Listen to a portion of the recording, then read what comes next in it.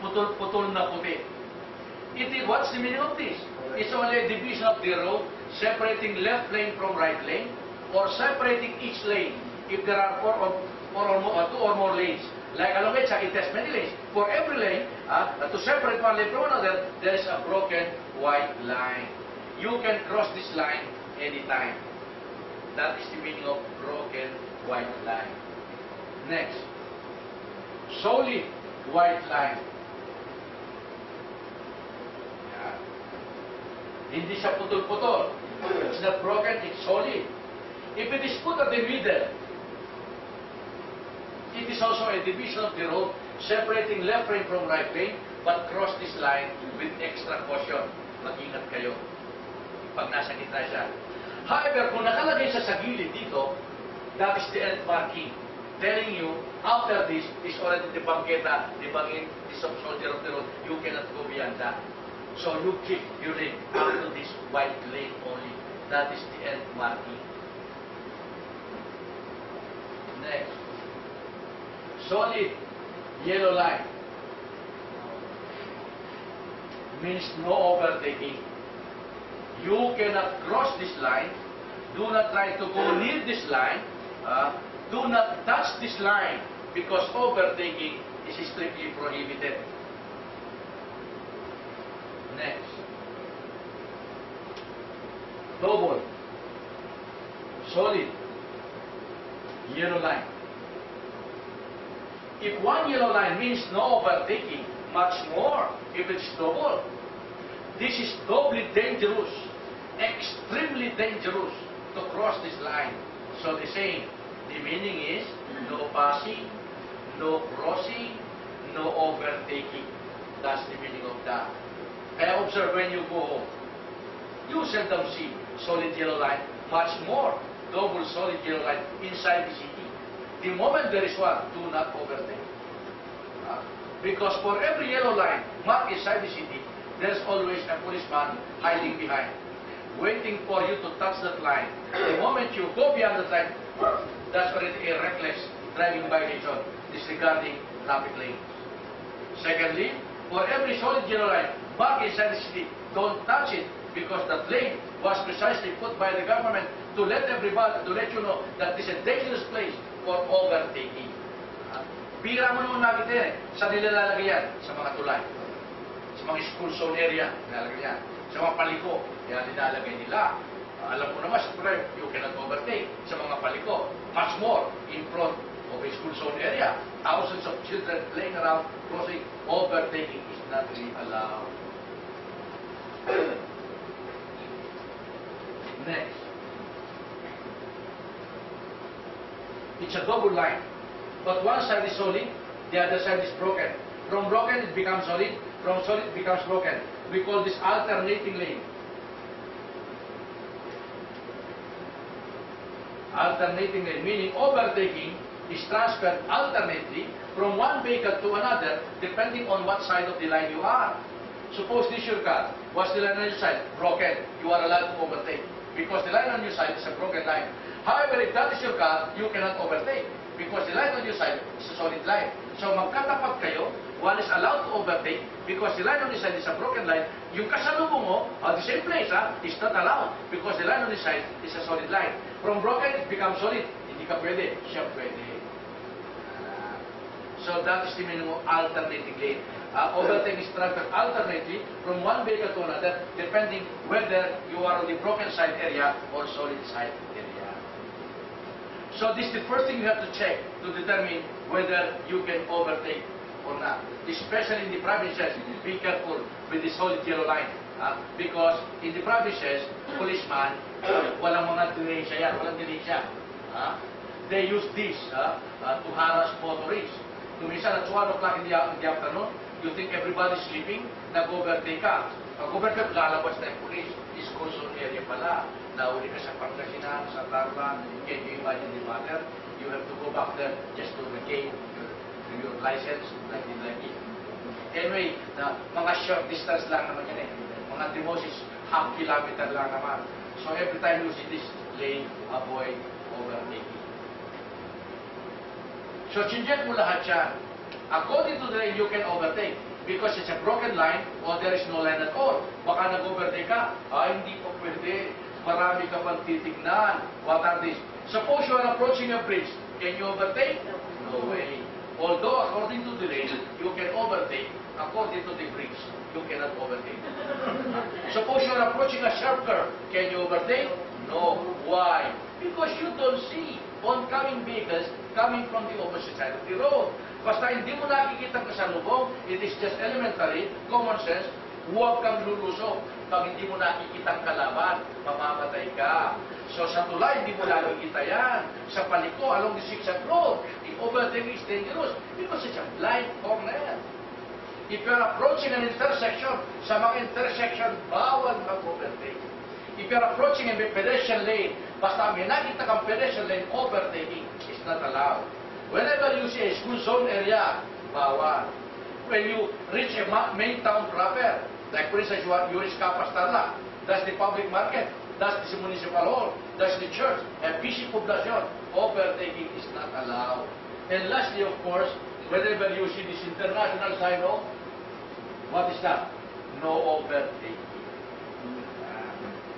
So these are the things that you have to check initially to determine whether you can overtake or not.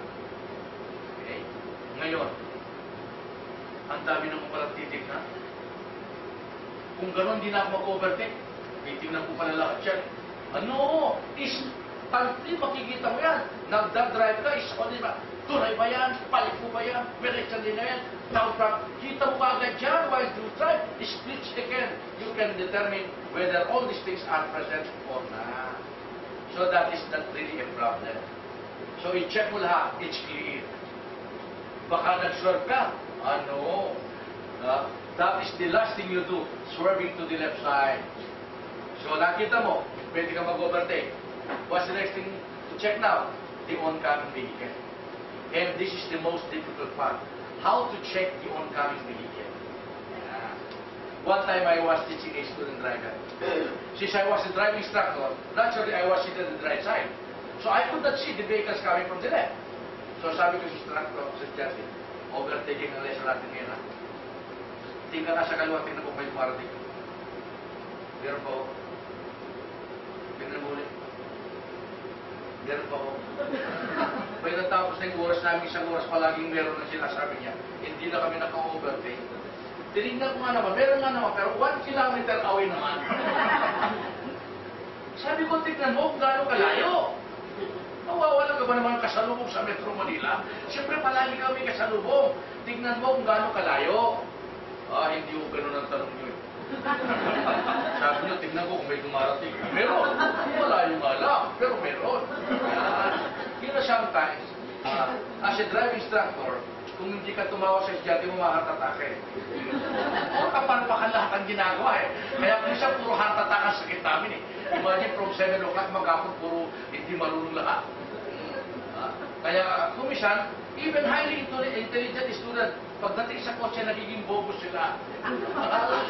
Lalo na yung mga abogado, ang gagaling na rin magsalita. Pag nasa kotse yan, bobo yan.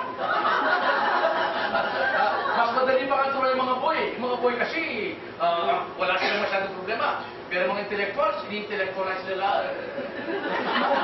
Yung isip-isip lang yan. Pero actually, yung skill, ang hirap tuman yung mga highly intelligent individual. Kaya kumisan, like one time I was teaching, kumisan yung, as a nervous student, you take everything literal. Kumisan I was teaching a student driver, going to Quiapo, reaching Welcome Rotonda. Sabi sa atin, saan mo tayo? Diretso ka, ako. Diretso niya sa Welcome Rotonda. Pinray ko, bakit mo inaakit sa Rotonda? Sabi mo niyo, diretso eh. Ang ibig ko na ba sabihin, ikot tayo. Tapos, saka didiretso tayo. Ay, wala akong narinig na ikot ako. Anong sinabi, diretso! Sinasadya ba niya yan? Hindi, ninenervous siya. Kumisan, left turn tayo. Bigla niya nile-left turn. Wala pa sa kanto. Bakit ito pinapasok sa building? Sabi niyo, left turn. Sa kanto naman. Ay, wala akong narinig na kanto, ha? Bilang left turn! Sinasadya ba niyan? Hindi, ninenervous siya. Alam mo, sa nervous siyang estudyante, minsan nakakaawa yun eh. Yan. Oh. Kaliwa mo na pala, kaliwa mo na pala. Nasaan ako na pala? Araw-araw natin hawak ang konrebela. Sa nervous mo, hindi mo na alam yung palang hawak mo konrebela. Oh. Nananadya siya, hindi. Nininadya siya. At kung minsan hindi mo alam kung magagalit ka sa kanya, o matatawa ka. Pag nakita mo alam mo kung minsan, 30 minutes hindi siya kumikibo. Oy, di kita narinig ha? Buhay ka pa ba? Buhay ka pa ba? Nagko-concentrate ako. Huwag mo kong buluhin. Nagko-concentrate ako. Pero sa kumibo ka naman eh, kala ko, mati ka na dyan eh. At makaramihan ganyan yung stress. Kaya pag napansin mo ganyan ka na siya iganti mo, iba yung technique mo. Sabi mo ha, sa kanto ha, sa kanto. Kakaliwa tayo sa kanto ha, sa kanto. Rotonda yan ha, gaganyan muna tayo, gaganyan muna tayo. Bago tayo didiretso. Pag ginanyan mo naman, magagalit siya. Dinulukot niyo ko.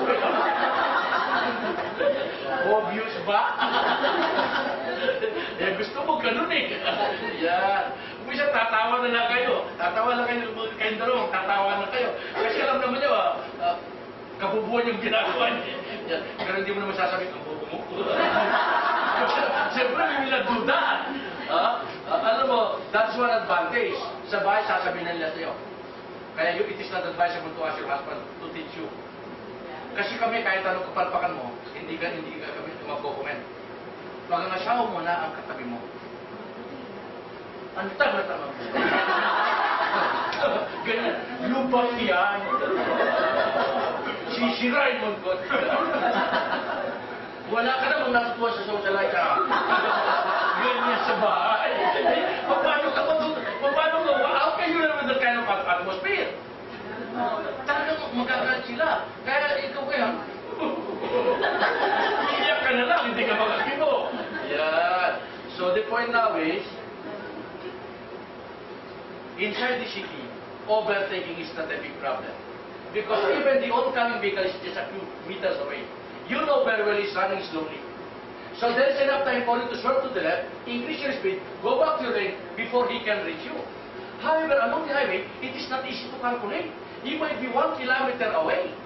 But he's driving an expedition. Split second na dyan yan. So how to calculate the distance, the type of vehicle, the speed, your car, your speed. The question now is there enough time for me to swerve to the left, increase my speed, go back to my lane before he can reach me? You have to calculate that split second. And if you are not sure about everything, please say, do not proceed. Every time you do it, you have to be exact. You cannot just do it, pwede kaya? Mukhang hindi. Mukhang pwede naman eh. Bahala na. Hindi pwedeng bahala na yan. Remember, when you overtake, you are not just dealing with your life. You are dealing with the life of your passenger, your family, the life of another person. And you cannot play with the life of all these persons. Mahirap yan. And you experience this. May mga tao dyan na siguro natin na, ang lakit na pinilit pa niya. Yung malapit pinilit niya, kamuntik na rin. Diyos ko naman! Bakit ka pinilit? Kamuntik na tayo namatay. At hindi niyo makakalimutan yan for the rest of your life. At pag nagkakasama kayo, nabubuksan yan. Di ba ikaw kasama ka nun? Yung kamuntik na tayo namatay. Nakakalaga niyo yan. Kasi alam nyo, mga isolated experience yan. And you have no right to do that. There are thousands of opportunities for you to overtake. But every time you do it, you have to be sure about everything. Yeah. Kaya nga namatay yung boyfriend ni Pandor sa overtaking. Si Alina Perez namatay yan sa overtaking. Nag-overtake yung truck, natutulog si Alina Perez sa likod. Coming from the shooting. Hindi na siya nagising. Tuloy-tuloy, kasi zigzag road. Sa zigzag, hindi ka dapat nag-overtake. Sila hindi ang nag-overtake yung kasalubong. Truck yun. Kotse lang sila. Si Bandor, F-150 ang sasakyan nila. Pero ang nakasalubong na Isuzu L. Yung girlfriend niya, 16 years old. Tayo on the spot. Mabuti ka, boy si Bandor na yan. One mistake might cost your life. Yan. So everything should be calculated. If you are not sure, don't proceed. Okay? Based on your estimate, there is enough distance. Okay? Baka lumabas ka, hindi pwede. Let them know that you are planning to overtake. How? Signal your intention. It's a requirement. I-signal mo yan. Now, the moment you put down the signal light, you are now telling everybody in the back, "Hoy, nakikita pa niyo yung kotse niya. Nakikita niyo yung signal ko, ah. Lalabas ako, ah." Kaya kung may plano ka, magantay ka. I have the priority. Now, without the signal, ito kayo magpaplano ito. Akala niya hindi ka mag-overtake. So, mag-overtake siya. Nung nandito siya, lumabas ka. Bakit ka na dyan? Hindi mo naman sinabi. Yeah. Kailangan lahat ng kilos mo nakaplano yan. Let them know. Do not let them guess about your plan. Show them by putting the signal light. Okay? Signal light ka. O yan. Ngayon, baka lumabas ka. Hindi pwede. Glance at your back to mirror before you swerve to the left. Check. Anong ginagawa ng kotse sa likod? Clear. Glance at your left side to mirror. Baka lumabas ka, meron dito. Ang nakikita mo sa back mirror are the because of the back. Because of the left side are not visible. So you have to glance at the left side of mirror. It's clear. So you are now ready to swerve. Baka nag-swerve ka, hindi pwede. Marami ka pang gagawin. Anong gear ang gagamitin mo before you swerve? Remember, the gear is the gear that you use is the gear that you is the speed of that you get. But nag-overtake ka, first gear ang ginamit mo. Paano ka makaka-overtake? First gear yan.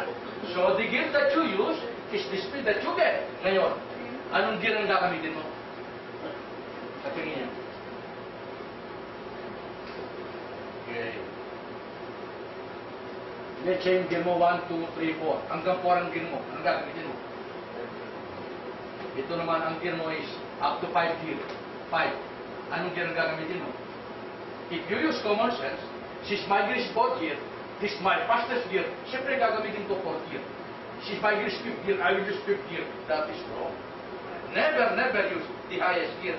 That's dangerous. Why? Because if your gear is 4th gear, this is your last speed. This is the maximum speed that your car can give you. If after shifting 4th gear, pressing the gas pedal all the way down, hindi ka pa rin makalampas. Wala na. There is no more other gear to accelerate for more speed. Dapat may panghuling baraha ka. So if your gear is 4th gear, use 3rd gear. If your gear is 5th gear, use 4th gear. Yung pangalawa sa pinakamataas. The reason behind that, if on the 4th gear still you cannot make it, don't worry. There is another 1 more gear to accelerate for more speed. Okay? That is the general rule. And again, do not take that literal. I'm talking about highway driving, fast driving. Do not memorize. Baka nag-overtake ka lang ng kalesa, hindi 4th gear daw eh. Pag hindi pa daw mako sa 4th gear, 5th gear pa daw eh. Kalesa lang in-overtake mo, yung first gear is enough to overtake yung kalesa. Yan. Dapat huwag mo yung minememorize. Ngayon. Di alam mo na yung gear mo. Lalabas ka na ngayon. Kailan ka lalabas? Ang layo mo paano mabas ka na? Dumating na yung kasalubong, hindi ka pa nakalampas. Nagpapakamatay ka. Hindi man alam nito, napatay ka na pala. Remember, the word overtaking. The quickest way, the fastest way you can overtake, do it. Huwag kang nagtatagal. Oo. So, dito ka, let's say, naka 5th gear ka rito, 5th gear. Lumapit ka yan. Of course, I cannot give you the exact distance. It depends upon your own calculation. That you are running 5th gear. You proceed down 5th gear like this, like this. When you are now about to swerve, clutch down. Shift to 4th gear. Yan. And then swerve. After swerving to the left, a little pump of the gasoline pedal, naka-5th gear ka na. Yan. Dapat pagkatabi mo na yan, naka-5th gear ka na. You are now running side by side with the vehicle at the right side. Now, when you are now within this area, what is your next step now? You tap your horn lightly. to let him know that you are there. Again, ipaalala mo sa kanya, oy, nandito ako ha, ino-overtake kita. Pagbigyan mo naman ako. Yan. During the day, you tap your horn. At night driving, it is against the rule to use the horn. You use your dim light. Dim light. So if you are the driver of the right side, that paplas ang headlight dito, dim light. Someone is trying to overtake you. Sa gabi yun. Sa araw, ay pot. Now, when you sound the horn, if you are the driver of the right side, what is your obligation? You are not supposed to slow down. Much more increase your speed. The general rule is just maintain your speed and let him pass. However, if after maintaining your speed, nahihirapan pa rin sila, you reduce your speed, upgrade, let him pass. Nahihirapan pa rin, some more brakes, hindi pa rin siya makalabas. At stop, sige na Diyos ko. You always give him all the leeways pag nag-overtake ka, tapos i-overtake mo na lang ulit siya. Yeah. That is a sign of good courtesy. Dapat mabait ka sa mga nahihirapan. But remember, it is not easy for everybody to do that. Because most drivers will not take overtaking lightly. They will take it as an insult. After swerving to the left, tapping your horn, waiting for the driver of the right side to give way by instinct. The driver of the right side, by instinct, ano gagawin niya? Susulyapan kanya. Pot, titignan kanya. Naasar sa mukha mo. O kaya naasar sa lakas ng loob mo. Naka-expedition ako. Nakabini ka lang. Ino-overtake mo yung expedition. So instead of giving way, the more he accelerates, lalo niyang bilisan. Expect that. Kasi pag bumubusina ka, nakikiusap ka lang.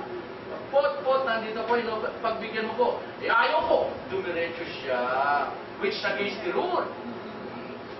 If you are the driver, nung nakita mo, lalo niyang bilis ka, how do you respond to that? This is where you can really see your character in a situation where you have to show if you are calm, hard-headed, like this. After swerving to the left, tapping your horn, waiting for the right driver on the right side to give way. But the more he accelerates, a good driver will not fight back. You will not make any revenge. You just laugh. Sirap ulo na. Hindi niya pinagbigyan. Ganun dapat. Ikaw. He's crazy. So, you release the gasoline pedal. Go back to your lane. At huwag ka nang lalapit sa sirap ulo na yan. He's crazy. He's not the proper guy to be with along the highway. Avoid him. Hide from him. Magkakamatayan kayo niyan. Protect your family, your passengers, all these drivers around. Avoid them. But may iko lahat ng tao. After swerving to the left, tapping your horn, waiting for the driver to give way, lalo nang binilisan, nagpanting ang tenga mo. You also increase your speed. You are also crazy. So both crazy drivers now will be racing. Sige hindi ako pinagbigyan karera, pagbibigyan kita, magkakarera na kayo ngayon. Yan. Dumarating ngayon ang kasalubong.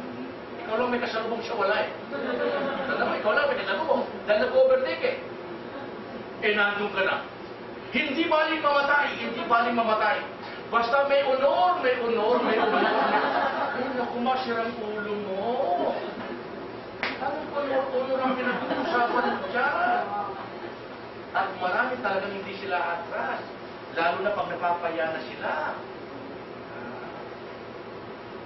Lalo na daw yung mga kurutang buhok. So please do not look at your hair. I'm talking about the original thing here. If it was done by the parlor, it is not original. Is it really true that if you have an original king hair, you are hard-headed, you are impatient, mainitin daw ang ulo mo, wala ka daw kapasya-pasyensya? Totoo ba yun? I don't know if it's true. But if you have a brother who has an original king hair, you always ask for an apology. Pasensya ka na sa kapatid mong yan, Alam mo naman, puro tambok yan Ini-excuse natin sila. If you are visiting your girlfriend for the first time, your girlfriend will introduce you to their parents, Daddy, si James. Ako mo nagtitignan ng mga matawad, mulang ulog ang pamo ko. Pag nakita nila yung buhok, patagilid, magsisimple sila. Anak, maganda. Mukhang galing sa mga pinatubo yan, ha? Yung mga ayenta sa yan, parang ina-avoid ka nila, gano'n, painit sa mo. Is that nito? I don't know if it's true. But I had one experience about this. I was being driven by my cousin, coming from our province, Pampanga. He was the one driving at the time. Upon reaching Bulacan, in-overtake kami. Why nagalit yung pisa ko? Bakit daw kami in-overtake? Wala daw karapatan yung tao niya i-overtake siya. Hinabol niyang hinabol.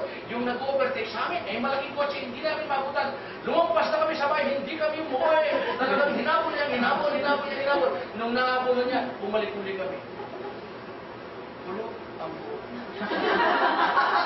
Sabi niya, he cannot just overtake me, ha? I have to show to that guy that my car is past that damaged car. So I have to overtake him also. Since I was the companion, I was trying to pass by. Brad, lumampas na tayo sa bahay. Umuwi na tayo. Hindi naman importante yan, ha? Importante sa akin yan. Huwag kang mapunta. Kailangan yung overtake. Nakita ko sa kanya na kaya ko rin siyang in-overtake. Talagang hindi siya kuman. Matapos, nung na-overtake namin siya, at ganit mo, loko ka. Nung nalampasan niya, tapos nakauwi na kami, loko ka. Sabi niya, umawak na ako. Yun ang pulo nito. Hindi na ako nasakay sa'yo. Kulot ang buhok niya. That is a sign of immaturity. That is a sign of insecurity. Why show to that guy that your car is past the damage car? You don't even know that guy. Alam mo, pag ganyan ang driver mo, lahat ng tao natatakot sa'yo. Lahat ng pasyero hindi kaibigan mo. Diba? Bakit yun? Kanya pa rin. Oh, yan. Huwag na natin pugunin susunod dyan. It has nothing to do with your hair. Whether you have kinky hair, straight hair, or no hair at all. I'm just trying to make a joke. I'm just trying to make you laugh. It is in your attitude. Don't show that kind of emotion. It is not correct. Okay?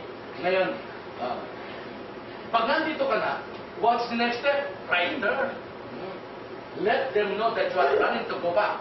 Huwag kang nagtatagal dito. Remember, huwag kang nagtatagal dito. Baka nagtagal ka, total, wala pa naman tao dito, dito na lang ako muna. Mamaya na lang ako, pasarap dito eh. Remember, may mga kanto dito. May mga building dyan. Pag ang kotse dito, galing dito, magra-right turn, titingin siya sa kaliwa. Pag nakita mo na sa kaliwa, magsasalubong kayo. Hindi mo siya nakikita kasi nandito siya. Nag-right turn siya. Bakit? Siya kagaling. Wala nang kalaban-laban yan. Going against the flow of traffic, using the wrong lane. Pag na-disgrasya ka, wala kang kalaban-laban. Huwag kang nagtatagal dyan. That is not your lane. So, bumalik ka kagad. But when? Right after overtaking, bumalik ka kagad. That's against the rule. Cutting right in front of the vehicle, you have just overtaken, bawal yun, reckless yun. Magagalito, pinagbigyan na kita, kinaan mo pa ako. Lumayo kang lumayo. Tandaan yun, lumayo ka. Pag malayo ka na, glance at your back view mirror. The moment you can see in your back view mirror, the car that you have passed, the complete view, picture inside the back view mirror, only then you can go back to your lane.